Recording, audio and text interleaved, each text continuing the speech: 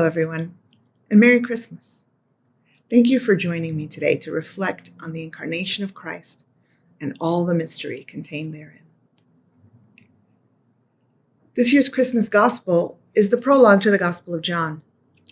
It is the last Gospel to have been written and the most Christologically sophisticated.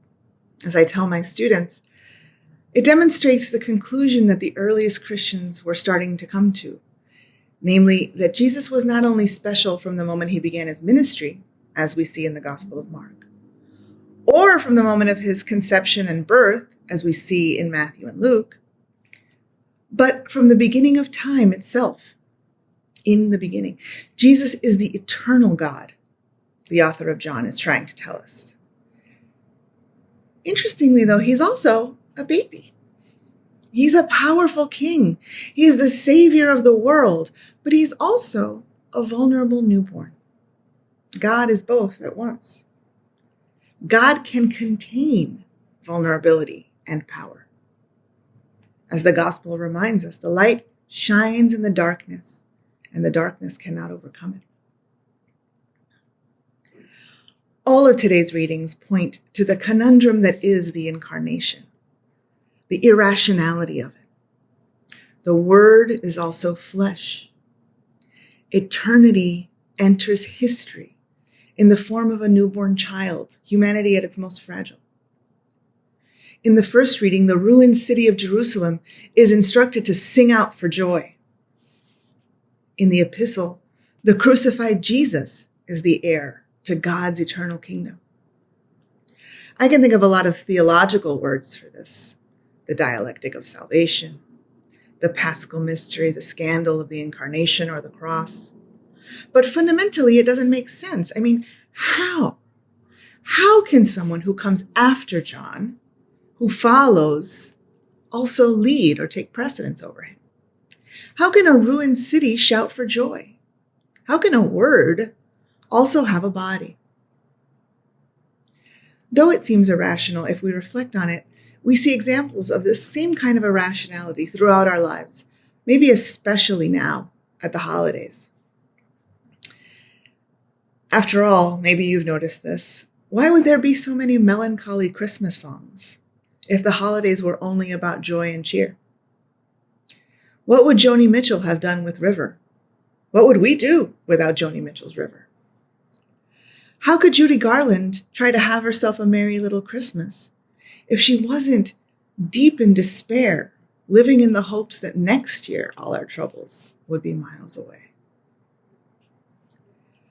Just over a week ago, I watched a viral video of the funeral of Irish musician Shane MacGowan.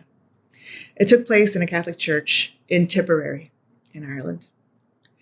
I never listened much to MacGowan's band, the Pogues, and to be honest, I've never been a huge fan of Irish music. I have different preferences. Nevertheless, as a Catholic, I'm a sucker for funeral liturgy, and this one absolutely blew me away.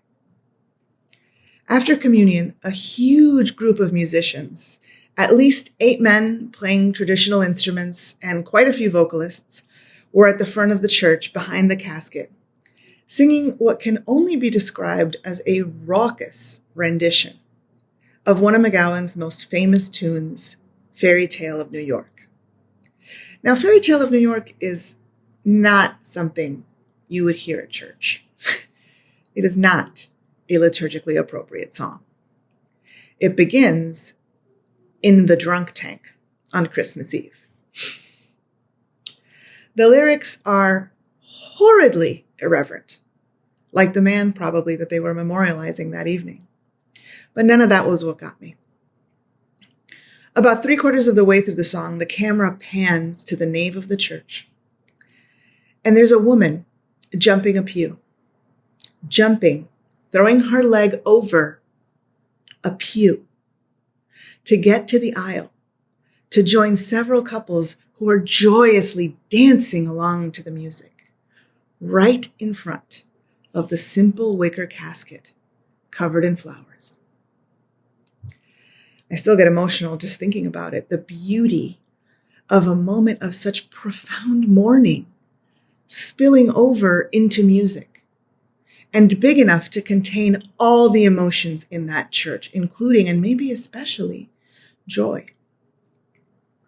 That the congregation, filled with famous people and rich people and normal everyday people, made room for ebullience in that moment, and that the liturgy was capable of holding it. There's a lesson here for us to imitate.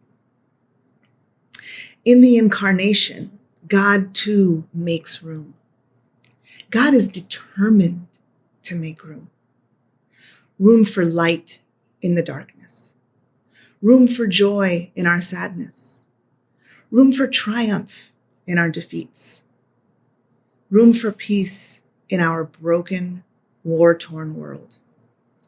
God is determined to make space among the ruins for celebration, to make possible within our vulnerability a sense of safety.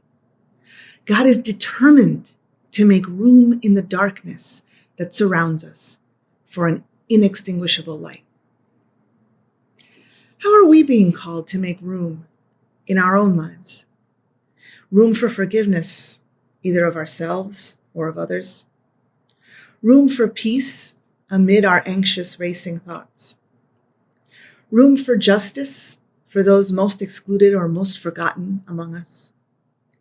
Are we determined, like God, to make room for good in this world filled with suffering?